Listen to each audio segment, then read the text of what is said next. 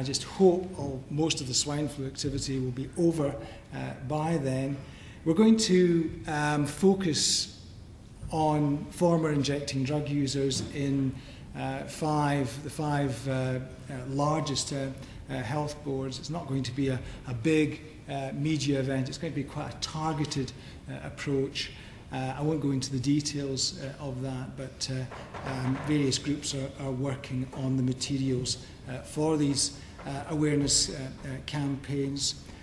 Innovative approaches to improve testing. Well, we're starting to roll out dry blood spot testing, which I think is going to help get more people tested, particularly injecting drug users, former injecting drug users, people who attend treatment and harm reduction settings. So that will help. And we're also looking at, we're going to evaluate near patient testing so that you'll be able to get your test done and get your result within 20 minutes, we hope. So all that activity is on the go. We haven't completed that work, but hopefully within the next 6 to 12 months we'll have some results in that respect.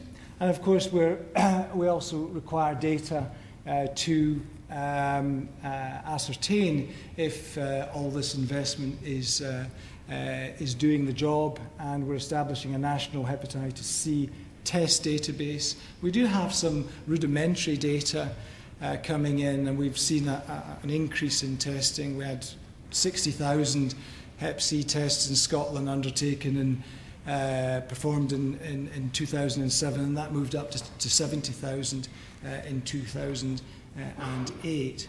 And hopefully by 2011 we'll be making real inroads into this area. But I actually think it's too ambitious to expect that the great majority of infected people will have been diagnosed, but it's just not going to happen. There's just too many people undiagnosed out there, and I think maybe we can expect this by 2012, 2013.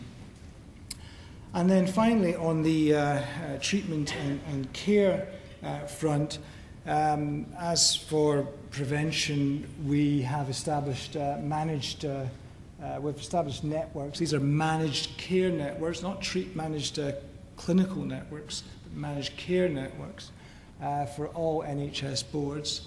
That's entirely new. We've got funding for MCN coordinators, so all the boards have got employed coordinators for these networks. They've employed also clinical leads, and they likewise actually comprise a national clinical leads network. And almost all the boards have now established these networks. Again, they have an agreed guidance for membership and terms of reference. So that's been done. In addition to that, we're developing clinical standards. We've been a bit slow on this front. The organisation that does this work is Quality Improvement Scotland, and we've not managed really to make much progress, but hopefully these clinical standards will be available in draft form by the end of 2010. We've got guidelines, Scottish intercollegiate guidelines for hepatitis C, clinical management of hepatitis C. So we're not terribly short on this front. But the standards we need, and as I say, we hope to get these a little bit later. We're training the workforce, and we got funding for workforce development leads. So all the boards have leads, and they come together and they share best practice. And we've got now guidance for them, and that's moving ahead. And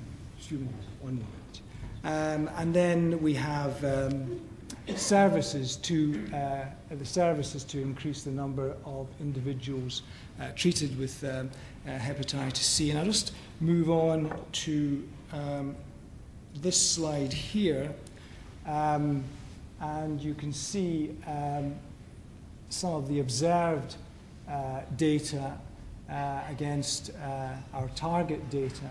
And for 2008, actually, we exceeded our target of 500. So we've got 561.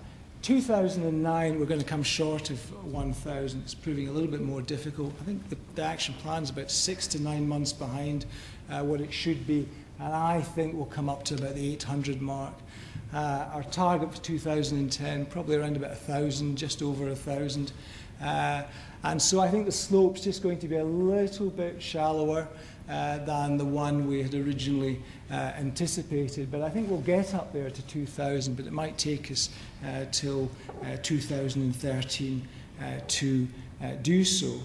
And finally, my last slide is just to show you the governance arrangements. Two things were really important with this plan to make sure that things actually happen. One was funding, the other was governance. So we have a program management approach. Nikki Rowan is key to that. She's the program manager. All the lead organisations which receive funding are accountable to the Scottish Government, but they report through the programme team and an action plan governance board. I chair that board. It meets formally twice a year, but actually we have a core governance board comprising the programme team and somebody from government, and that meets every few weeks. So it's pretty active. And then I've mentioned the national networks, I've mentioned the MCN leads, the prevention leads. We've also got workforce development leads, we've got the voluntary sector, a voluntary sector network, we've got a network which involves people who are undertaking information generating initiatives, and there are other networks for project managers. All these networks are funded. You cannot do this without proper funding, and in that way we share best practice and move the action plan forward. The big message to take home, I think, is that okay, we've had some successes and a few setbacks. We're a bit slower than we thought we might be in certain respects. But I think the most important thing is that the government are now asking us to put forward a bid for phase 3, which is 2011 to 2014. So I think there's a will there at a government level that we must continue this work to ensure that people with hepatitis C and people who are at risk of getting hepatitis C have the services they need. Thank you very much.